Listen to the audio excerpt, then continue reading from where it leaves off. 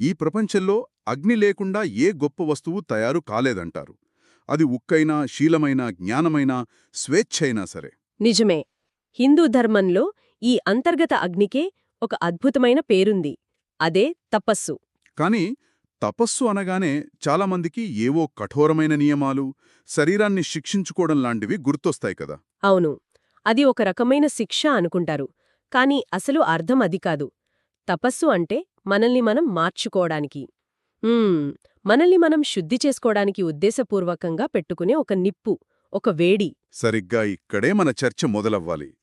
ఈరోజు మనం తపస్సు అనే ఈ భావన గురించి కొంచెం లోతుగా మాట్లాడుకుందాం. తప్పకుండా. మనల్ని అజేయులుగా మార్చే ఈ అగ్ని అసలు అర్థమేమిటి? యోగాలో దీని స్థానమేంటి?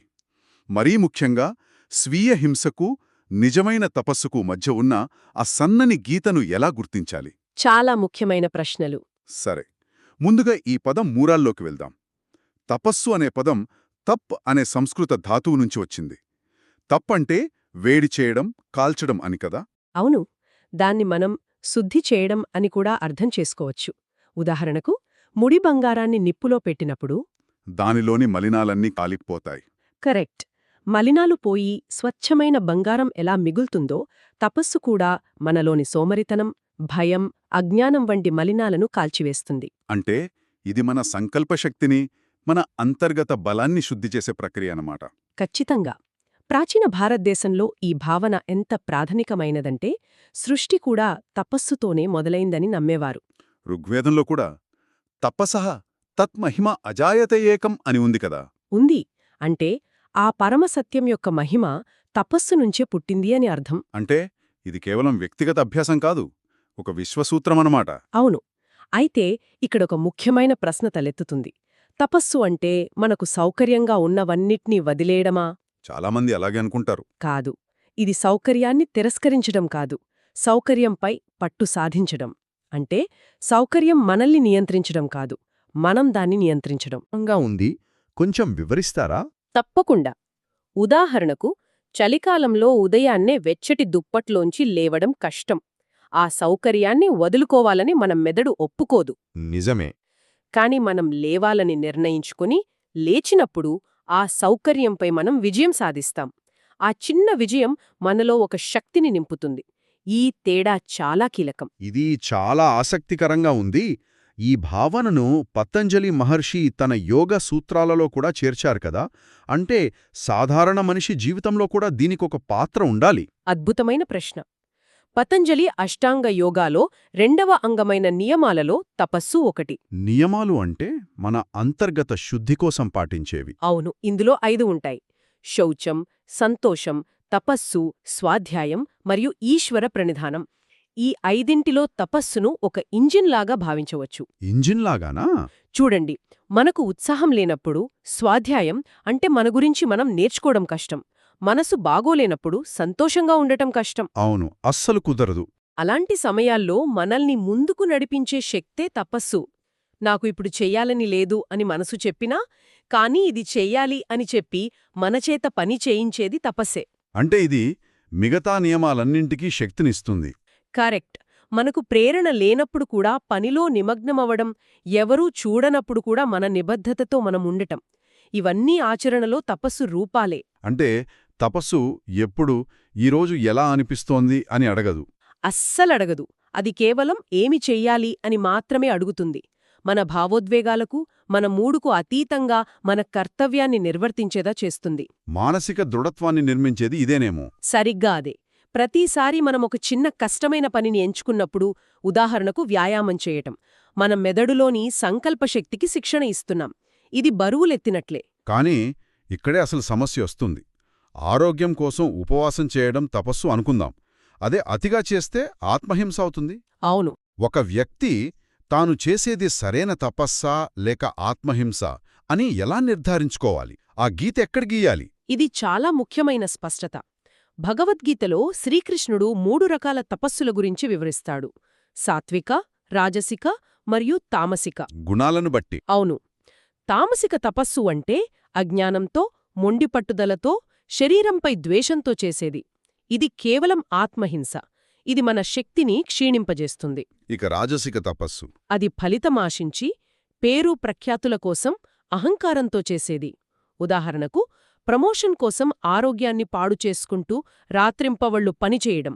అందులో శక్తి ఉంటుంది, కాని అది ఆందోళనతో ముడిపడి ఉంటుంది. మరి అసలైన తపస్సు అంటే సాత్విక తపస్సు ఎలా ఉంటుంది? సాత్విక తపస్సు ఎప్పుడు ఒక ఉన్నతమైన లక్ష్యం కోసం శ్రద్ధతో, ఫలాపేక్ష లేకుండా సమతుల్యంగా ఉంటుంది. అది మనల్ని అంతర్గతంగా బలపరుస్తుంది. దానికొక సాధారణ సూత్రమేమైనా ఉందా? హాన్ని పెంచితే అది సరైన తపస్సు కాదు. నిజమైన తపస్సు మిమ్మల్ని మరింత బలంగా, మరింత తేజోవంతంగా, ప్రశాంతంగా మారుస్తుంది.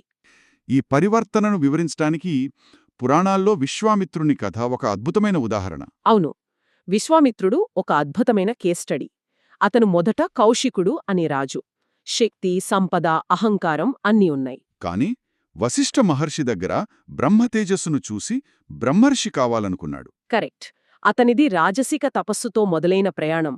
పేరు కోసం వశిష్ఠుడిని ఓడించాలనే పట్టుదలతో తపస్సు చేశాడు. కాని చాలాసార్లు విఫలమయ్యాడు కదా. మేనక వంటి ప్రలోభాలకు లొంగిపోయాడు. తన కోపాన్ని అదుపు చేసుకోలేకపోయాడు. సరిగ్గా అదే. ప్రతిసారీ అతడు తన బలహీనతల వల్ల కింద పడిపోయేవాడు.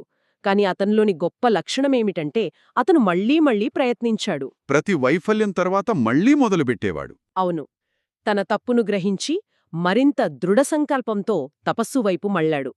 సంవత్సరాల తరబడి తనలోని కోపాన్ని, అహాన్ని, కామాన్ని ఆ తపస్సు అనే అగ్నిలో కాల్చివేశాడు. చివరికి పుట్టుకతో కాకపోయినా తన తపస్సుతో బ్రహ్మర్షి అయ్యాడు. ఇక్కడ మనం గమనించాల్సింది, తపస్సు మన పరిస్థితులను మార్చదు, అది మనల్ని మారుస్తుంది.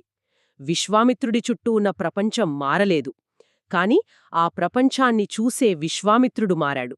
చాలా బాగా చెప్పారు. అయితే ఇదంతా వింటుంటే అద్భుతంగా ఉంది. కానీ ఈ రోజుల్లో ఒక సాధారణ వ్యక్తి తపస్సును ఎలా ఆచరించాలి? దీనికోసం అడవులకు వెళ్లాల్సిన అవసరం లేదు కదా?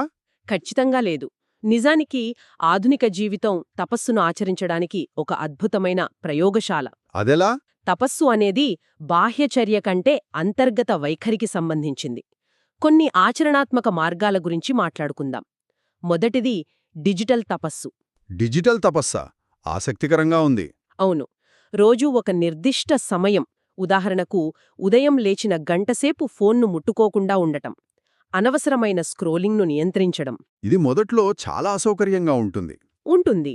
మన చేతులు ఫోన్ కోసం వెతుకుతాయి. ఆ అసౌకర్యాన్ని తట్టుకోవడమే తపస్సు. దీనివల్ల మన ఏకాగ్రత పెరుగుతుంది, మన సమయం మన చేతుల్లోకి వస్తుంది. ఇది నిజంగా చాలామందికి అవసరం. ఇంకేమైనా ఉన్నాయా?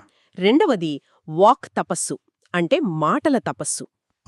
తక్కువగా మాట్లాడటం. తక్కువగా మాట్లాడటమే కాదు, స్పృహతో మాట్లాడటం, అవసరమైతేనే మాట్లాడటం, ఇతరులను నొప్పించే అబద్ధపు మాటలు మాట్లాడకుండా ఉండటం. దీనివల్ల మన మానసిక శక్తి వృధా కాకుండా ఉంటుంది. మూడవదిగా శారీరక తపస్సును కొంచెం విస్తరించవచ్చు. తప్పకుండా. వ్యాయామం చేయడం ఒక భాగం, కాని అంతకంటే ముఖ్యంగా స్పృహతో తినడం. నాలికకు రుచిగా ఉన్న ప్రతిదీ తినకుండా శరీరానికి ఏది మంచిదో అది తినడం. లిఫ్టుకు బదులుగా మెట్లెక్కడం వంటి చిన్న చిన్నవి కూడా ఇందులోకొస్తాయా? ఖచ్చితంగా. అలాంటి చిన్న చిన్న ఎంపికలు రోజూ చేసినప్పుడు మన శరీరంపై మనకు నియంత్రణ వస్తుంది. ఇక నాల్గోది నిబద్ధత తపస్సు. మనం ప్రారంభించిన పనిని, అది ఎంత చిన్నదైనా సరే, పూర్తి చేయడం. ఉదయాన్నే లేవగానే మంచం సర్దడం వంటిదా? అలాంటి చిన్న పనైనా సరే. చాలాసార్లు మనం ఎంతో ఉత్సాహంగా పనులు మొదలుపెట్టి మధ్యలోనే వదిలేస్తాం. అలా కాకుండా ఒక పనిని పూర్తి చేసినప్పుడు మన మెదడులో ఒక సంతృప్తి కలుగుతుంది.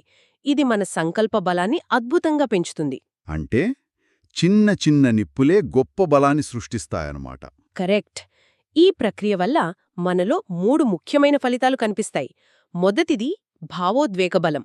మనం చిన్న చిన్న విషయాలకు వెంటనే ప్రతిస్పందించడం మానేస్తాం. రియాక్ట్ అవ్వకుండా రెస్పాండ్ అవ్వడం.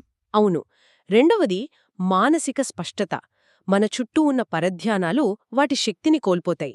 మన మనసు నిశ్చలంగా ఉంటుంది. ఇక మూడవది ఆధ్యాత్మిక విశ్వాసం. ఇది చాలా ముఖ్యం. మనం చిన్న చిన్న సవాళ్లను క్రమశిక్షణతో జయించినప్పుడు మనపై మనకొక లోతైన నమ్మకం ఏర్పడుతుంది. ఏదైనా సరే నేను ఎదుర్కోగలను అనే ఆత్మవిశ్వాసం మన సాధన నుంచి వస్తుంది. గొప్ప యోగులు, సన్యాసులు ఎందుకు అంత ప్రకాశవంతంగా కనిపిస్తారంటే ఇదే కారణం కావచ్చు. వారిది అణచివేయబడిన జీవితం కాదు, అది శుద్ధి చేయబడిన శక్తి. సరిగ్గా చెప్పారు. మొత్తం మీద మనం అర్థం చేసుకోవాల్సిందేమిటంటే, తపస్సు అసౌకర్యంగా ఉంటుంది, అందులో సందేహం లేదు, కాని అందుకే అది పనిచేస్తుంది. అవును, సౌకర్యం మనల్ని పెంచదు, సవాలు మాత్రమే మనల్ని ఉన్నతంగా తీర్చిదిద్దుతుంది. చివరగా ఒక మాట. చెప్పండి. నిప్పు బంగారాన్ని నాశనం చెయ్యదు, అది దానిలోని మలినాలను కాల్చివేసి దానిని మరింత ప్రకాశవంతంగా బయటపెడుతుంది. అద్భుతమైన పోలిక. తపస్సు కూడా అంతే. మనలోని బలహీనతలను తొలగించి మన నిజమైన, స్వచ్ఛమైన స్వరూపాన్ని ప్రకాశింపజేస్తుంది. వినేవారికి ఒక ఆలోచనతో ఈ చర్చను ముగిద్దాం. మనం శారీరక తపస్సు, మానసిక తపస్సు గురించి మాట్లాడుకున్నాం. ఈ అగ్ని ద్వారా శరీరం, మనస్సు, భావోద్వేగాలు శుద్ధి చేయబడతాయి. అయితే ఒక వ్యక్తిలో ఈ అగ్నికి ప్రభావితం కాని, ఈ మార్పులకు అతీతంగా ఉండే భాగమేమైనా ఉందా? ఆ చాలా లోతైన ప్రశ్న. ఒకవేళ ఉంటే, ఆ భాగమే తపస్సు ద్వారా నిజంగా బయటపడే మన అసలైన స్వరూపమా? దీని గురించి ఆలోచించండి.